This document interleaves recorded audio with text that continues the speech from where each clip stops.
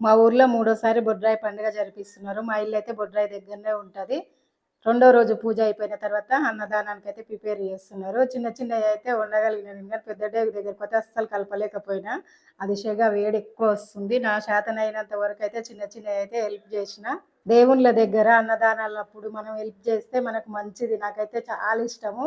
వండాలన్నా వడ్డియాలంటే కూడా. ఈయన పాత సర్పంచ్, మాకు అన్న అవుతాడు. ఇప్పుడు సర్పంచ్ లేడు కానీ అయినా ఖర్చు పెట్టుకొని అన్ని చేపిస్తున్నాడు అనమాట. కొంతమంది కొన్ని తోచినంత వరకు ఇచ్చారు కానీ ఆయన డిమాండ్ ఏం చేయలేదు ఇవ్వాలని. మొత్తం ఖర్చు ఆయనే పెట్టుకొని చేపిస్తున్నాడు ఈసారి లాస్ట్ అని.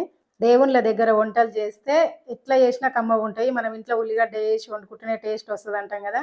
దేవుళ్ళ అక్కడ చేసింది అయితే ఉల్లిగడ్డ వేయకుండానే చేస్తారు. ఇక్కడ చేసినవి కూడా ఉల్లిగడ్డ వేయలే. బగారన్నం 2 డేగులు ఉండి, 1 డేగు తెల్లన్నము, పప్పు చారు, మళ్ళీ పప్పు టమాటా చేసిర్రు, వంకాయ ఆలుగడ్డ, పెరుగు కలిపిరు అంతే. టేస్ట్ అయితే చాలా బాగున్నాయి. ఇంకా పరమాన్నం కూడా చేసినాం. పరమాన్నం అయితే కమ్మగా ఉంది.